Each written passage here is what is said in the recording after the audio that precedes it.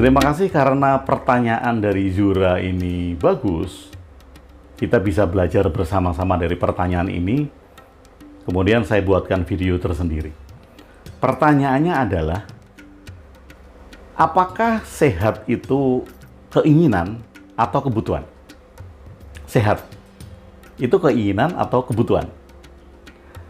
Oke. Kita beranjak dulu dari saat kita sehat. Kita sehat, kita belum sakit. Kemudian kita tidak akan pernah berpikir bahwa sehat itu keinginan kita atau kebutuhan kita. Orang kita nggak sakit kok, ngapain mikirin itu, ya kan? Nah, setelah kita sakit, kemudian kita ingin sembuh. Yang jadi pertanyaan adalah, pada saat kita sakit, sembuh itu merupakan keinginan atau merupakan kebutuhan? Yap. Sahabat, apabila kita berkeinginan sesuatu yang terlalu besar, artinya bahwa ada hal yang kita khawatirkan sebesar apa yang kita inginkan. Ini adalah opposite. Ketika kita ingin sesuatu secara besar, ada hal yang kita khawatirkan sebesar apa yang kita inginkan.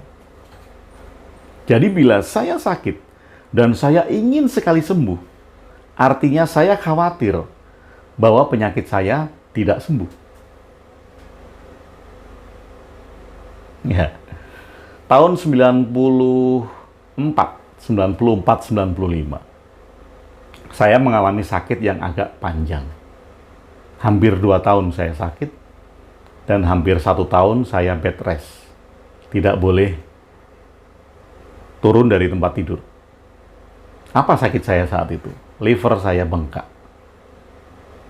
Bahkan kemudian ada satu masa krisis yang harus saya lewati saat itu, di mana suhu badan saya sangat tinggi sekali, saya tidak sadarkan diri. Kemudian keluarga saya sudah berada di samping kiri kanan saya, dan menangis. Mereka bilang, bapak dan ibu saya bilang bahwa mereka sangat khawatir dengan saat kritis saya seperti itu. Pada saat awal sakit, saya masuk di rumah sakit San Carlos di Jakarta. Hampir 15 hari.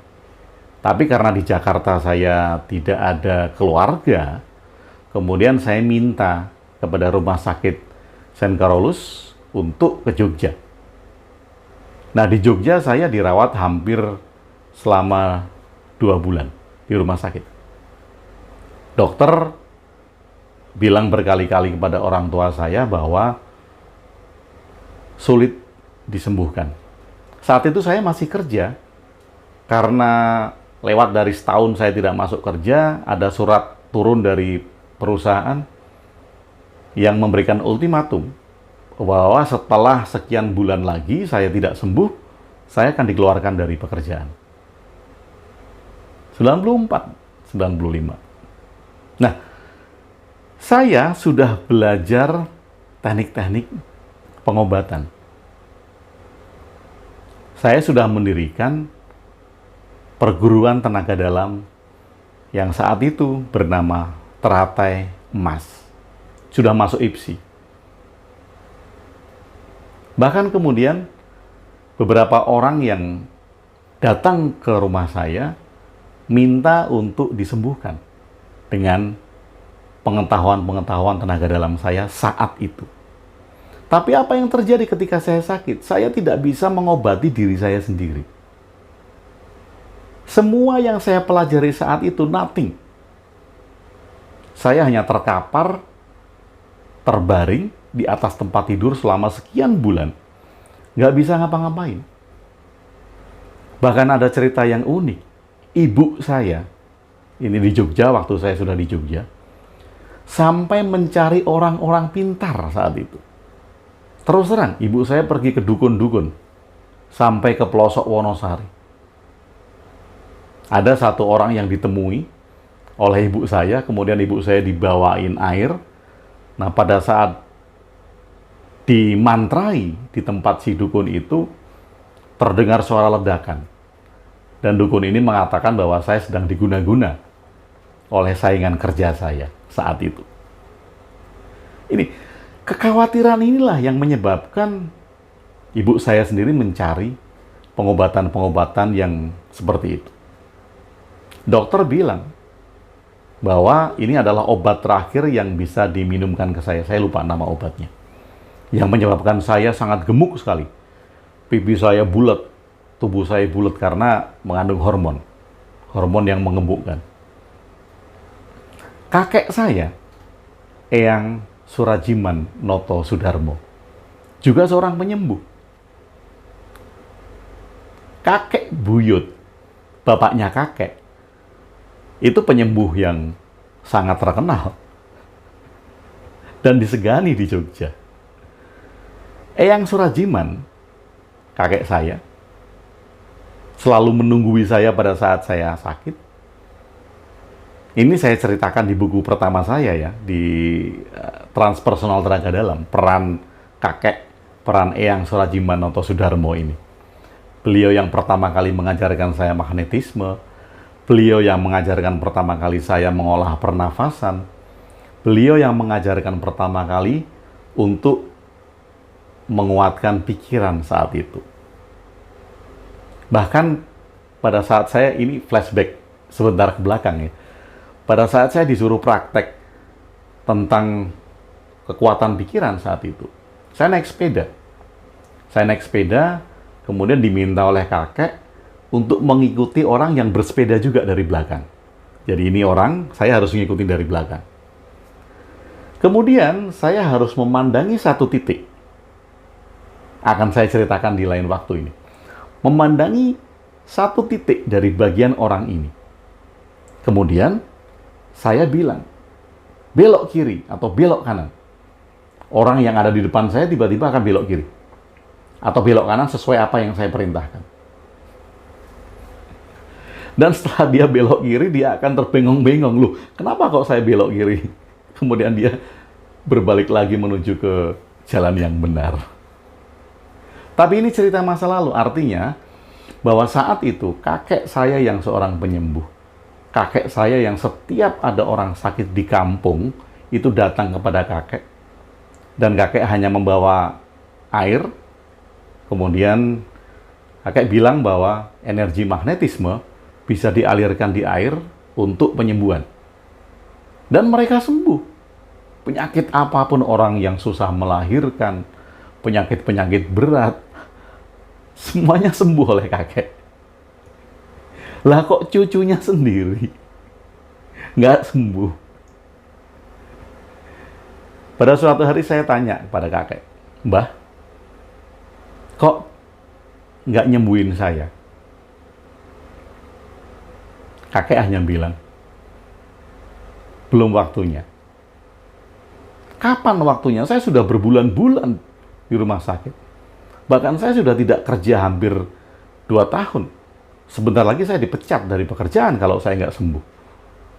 Dan kakek sama sekali tidak menyentuh saya untuk menyembuhkan.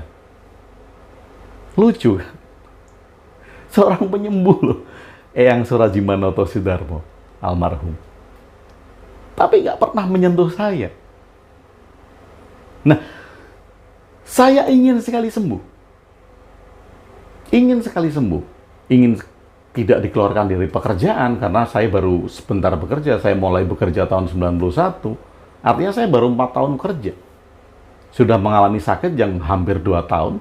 Kemudian perusahaan sudah memberikan ultimatum bahwa akan memberhentikan saya kalau saya nggak sembuh. Tapi dalam bulan-bulan yang saya tidak sembuh juga, saya ingat bahwa saya mempunyai keinginan untuk sembuh. Dan ternyata keinginan saya untuk sembuh karena saya khawatir terhadap beberapa hal. Pekerjaan saya, kehidupan saya, kematian saya, dan berbagai cita-cita yang saat itu masih terbawa di dalam pikiran. Keinginan saya untuk sembuh itu ternyata adalah kekhawatiran.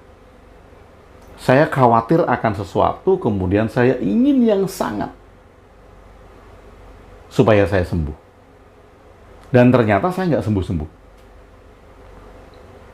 Pada satu titik, menjelang 2 tahun, saya hanya bilang pada diri saya sendiri, ya sudah, kalau memang ini waktuku, kalau memang ini ajalku, aku terima semuanya.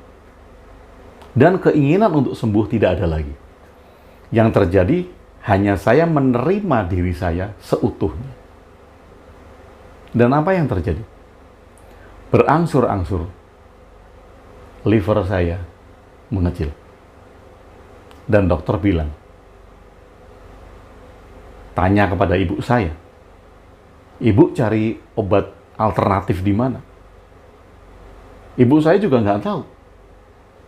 Awalnya saya juga nggak tahu kenapa kok bisa tiba-tiba seperti itu. Dan berangsur-angsur kemudian sembuh.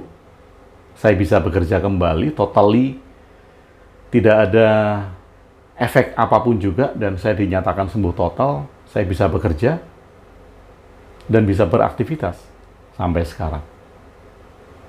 Nah, yang ingin saya ajak sahabat-sahabat memahami tentang sakit, ini ada dua. Ada dua. Kita pahami dulu bahwa ada dua. Yang pertama dulu, dan ini tidak bisa dibahas. Artinya begini. Pada saat pertama kali sel-sel kita terbentuk di dalam janin, di dalam rahim ibu, kita masih berupa janin, kita sudah menentukan sendiri kok takdir kita. Kita sudah menentukan kepada setiap bagian dari sel-sel tubuh kita bahwa ini punya umur. Mata ini punya umur, nanti kamu setelah 60 tahun, kamu akan berkurang. Ini adalah awal. Pada saat semuanya sedang tersusun. Kita sudah membuat janji dengan diri kita sendiri. Hei kaki, nanti pada umur 40 tahun, kamu akan berkurang fungsinya. Hei liver, hei jantung, hei otak, dan semuanya.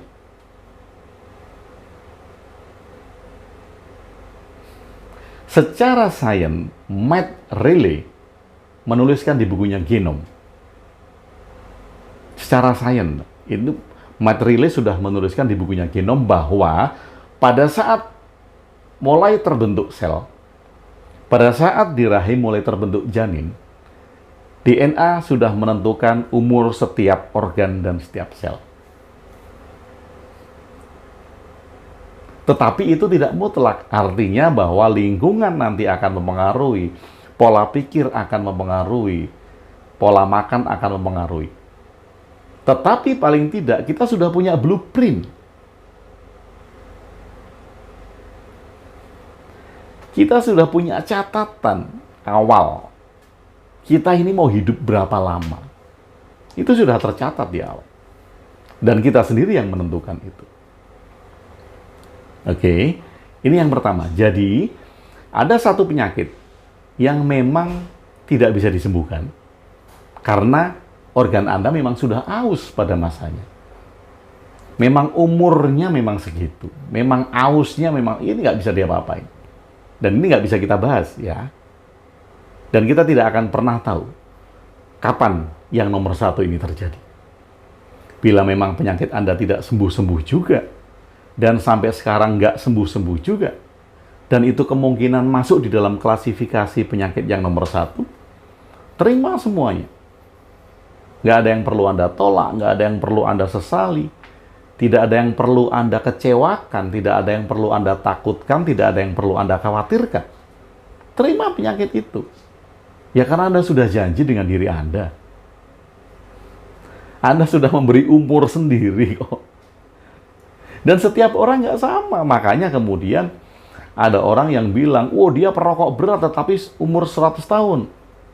Iya, tapi kan tidak setiap perokok sampai umur 100 tahun. Ada yang umur 30 tahun, ada yang umur 40 tahun. Sama, ada orang yang olahraganya rutin. Tapi tidak setiap orang yang berolahraga rutin berumur panjang. Ada juga yang umur 40 olahraganya rutin, tenis meja jatuh, badminton jatuh. Tapi ada juga orang yang olahraga rutin kemudian umurnya panjang. Ya karena masing-masing organnya sudah punya umurnya sendiri-sendiri. Ini nggak bisa kita takar. Oke, ini yang pertama. Kalau itu yang terjadi, terima semua hal dengan keikhlasan. Terima dengan penuh cinta. Ya mau apa lagi? Kita nggak akan bisa mengatakan bahwa saya akan hidup 1000 tahun lagi. Nggak akan bisa. Kita semuanya punya umurnya sendiri-sendiri kok. Suatu saat juga akan usang, akan aus, akan expire, dan akan mati. Oke, itu yang pertama. Kemudian yang kedua. Yang kedua, apabila kita sakit, ini merupakan konsekuensi. Konsekuensi dari kita makan yang tidak teratur, kita makan yang berlebihan, kita tidak berolahraga, kita tidak menggerakkan tubuh, kita terlalu banyak memilih makanan-makanan berlemak. Ini konsekuensi. Loh, kenapa kok konsekuensi? Oh iya, semestinya peredaran darah itu beredar lancar. Tetapi karena Anda tidak mengupayakan supaya peredaran darah lancar, makanya konsekuensinya Anda sakit. Konsekuensinya kolesterol meningkat. Konsekuensinya asam urat tinggi. Itu konsekuensi. Ini penyakit yang kedua adalah konsekuensi. Kalau kemudian kita sakit, yang terjadi adalah kenapa? Karena kita tidak bertanggung jawab terhadap tubuh. Sehingga kita punya konsekuensi, tubuh kita sakit. Kalau sudah sakit, apakah saya mengatakan bahwa sehat itu merupakan keinginan atau kebutuhan saya? Tidak, sama sekali. Tidak termasuk keinginan dan tidak termasuk kebutuhan. Loh, kenapa? Kenapa tidak termasuk keinginan dan tidak termasuk kebutuhan? Sehat merupakan tanggung jawab. Anda menggunakan tubuh di dunia ini, ya bertanggung jawab dong. Anda sudah menggunakan kendaraan ini untuk belajar. Anda sudah menggunakan kendaraan ini untuk memahami spiritualitas, mendalami kebijaksanaan-kebijaksanaan, memahami makna-makna hidup. Anda menggunakan tubuh, kan? Anda menggunakan kendaraan tubuh. Kalau Anda menggunakan kendaraan tubuh, ya tanggung jawab dong. Rawat tubuh Anda. Anda punya tanggung jawab karena Anda sudah menggunakan. Bagaimana tanggung jawabnya? Coba Anda ingat. Anda umur berapa sekarang? 50? 40 lah, rata-rata 40. Selama 40 tahun ini, Anda melihat dengan mata, Anda membaca dengan mata, Anda berjalan kemudian melihat pemandangan dengan mata. Pernah nggak Anda berterima kasih dengan mata? Hai mataku, terima kasih selama 40 tahun ini, kamu sudah mengizinkanku untuk melihat keindahan dunia. Enggak kan? Anda gunakan aja. Bahkan Anda nggak tahu expire-nya kapan. Nggak tanggung jawab. Bahkan kemudian untuk makan vitamin A saja yang mempunyai vitamin A banyak. Makan wortel, minum vitamin A. Untuk mata Anda, karena Anda harus tanggung jawab karena menggunakan mata Anda selama berpuluh-puluh tahun ini. Enggak juga. Ya lama-lama dia rusak. Karena apa? Karena Anda tidak bertanggung jawab terhadap organ tubuh Anda. Yang simpel lah, tangan. Anda menulis pakai tangan, Anda memegang pakai tangan, Anda naik sepeda motor pakai tangan, Anda setir mobil pakai tangan. Pernah nggak Anda berterima kasih pada tangan Anda? Wahai tanganku, terima kasih. Selama 40 tahun ini, kamu sudah menjadikan alat untuk aku bisa memegang sesuatu. Kemudian Anda bertanggung jawab untuk merawat tangan Anda. Kaki. Berapa kilometer yang sudah dibawa oleh kaki sehingga Anda bisa menempuh perjalanan-perjalanan. Pernah nggak kita berterima kasih pada kaki? Itu yang terlihat, yang tidak terlihat. Ginjal Anda, paru-paru Anda, pankreas Anda, usus Anda. Anda bisa menghirup udara segar, kemudian tidak kekurangan oksigen, Anda tidak sesak nafas selama 40 tahun ini. Paru-paru yang bekerja untuk Anda. Pernah nggak Anda berterima kasih kepada paru-paru Anda? Terima kasih wahai paru-paruku. Terima kasih selama 40 tahun ini kamu sudah menjadi alatku untuk menghirup udara ini. Dan kita mengabaikan semua itu. Di dalam buku Cara Dahsyat Berdamai dengan Pikiran, Inner Peace, di dalam salah satu latihannya, saya sudah menuliskan untuk itu. Yuk, sekali-kali kita berterima kasih kepada tubuh. Loh, kenapa harus berterima kasih? Ya iyalah. Kita menggunakan alat ini kok setiap hari selama berpuluh-puluh tahun dalam aktivitas Anda. Dan Anda membiarkan begitu saja, ngerawat aja enggak. Konsekuensinya apa? Sakit. Kalau sudah sakit, ingin sembuh. Pada saat ingin sembuh, nggak sadar juga. Nggak sadar untuk berterima kasih kepada tubuh yang sudah membawa Anda sampai umur sekian. Baru sembuh sedikit, melanggar makanan-makanan yang menyebabkan Anda sakit lagi.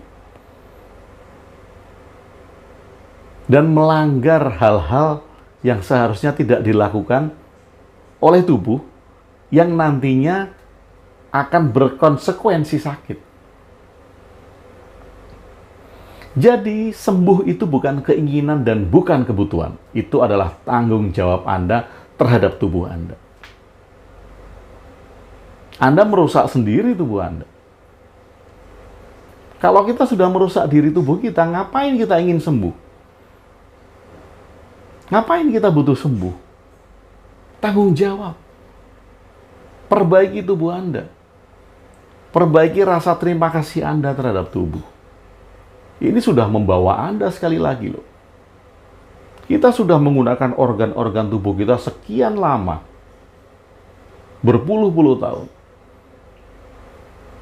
Dan kita menggunakan organ-organ tubuh semua ini untuk belajar di dunia ini, untuk belajar di kehidupan ini.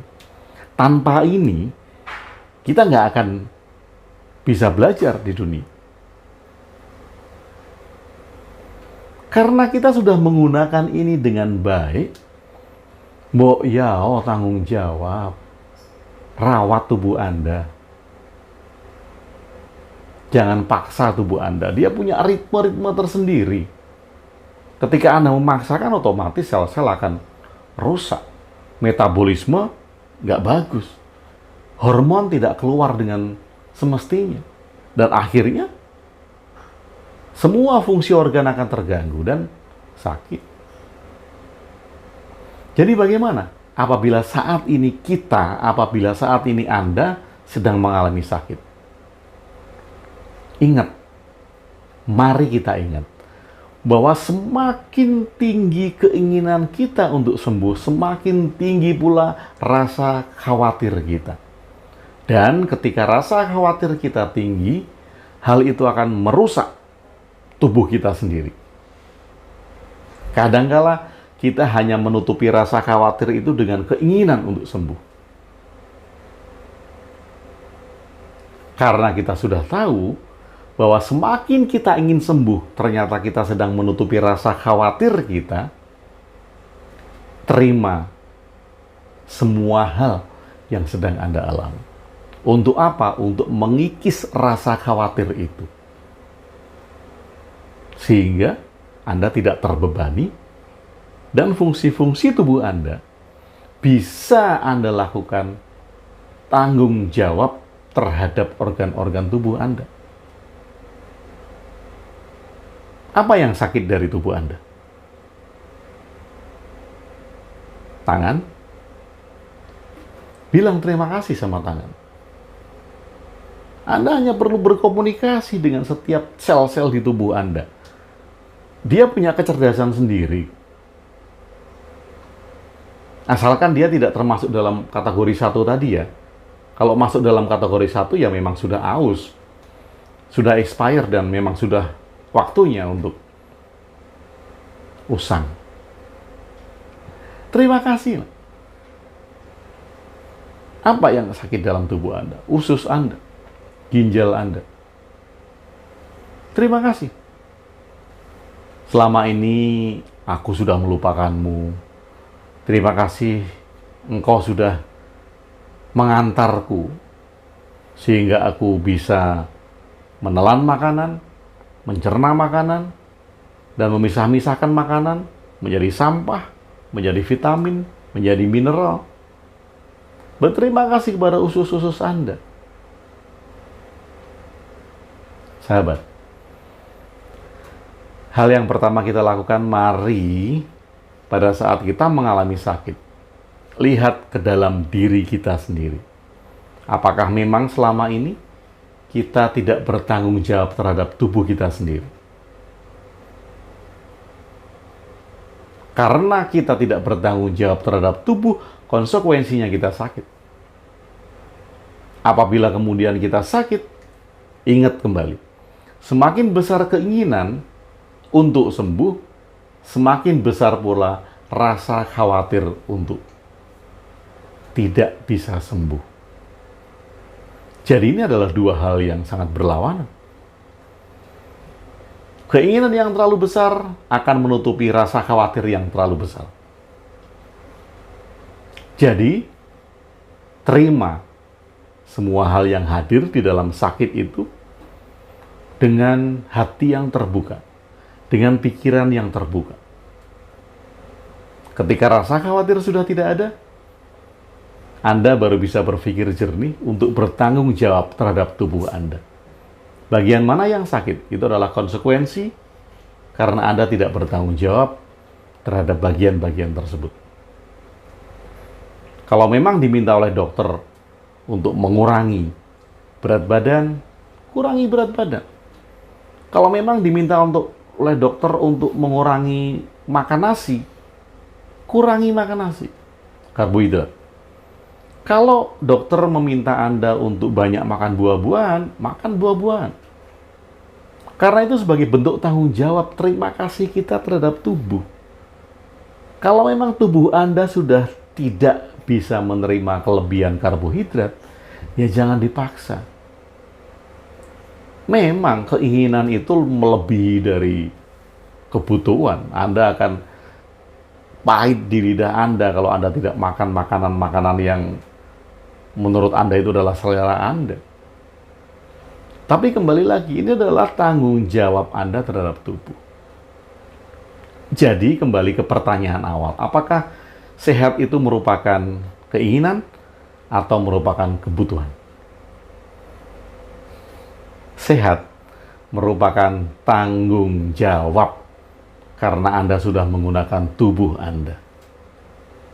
Ketika Anda sudah bertanggung jawab terhadap tubuh Anda, otomatis tubuh juga akan merespon dengan hal-hal yang selaras dengan tanggung jawab Anda. Dan ketika ada bagian tubuh yang sakit, segera sadar bahwa saat itu kita kurang bertanggung jawab terhadap bagian-bagian tubuh kita yang sakit. Oke? Bagaimana? Masih ingin sembuh? Tanya lagi, Anda ingin sembuh atau Anda khawatir untuk tidak sembuh?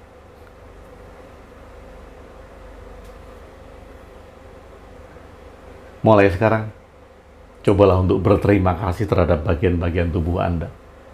Ini hidup, semua hidup. Semua punya kecerdasan.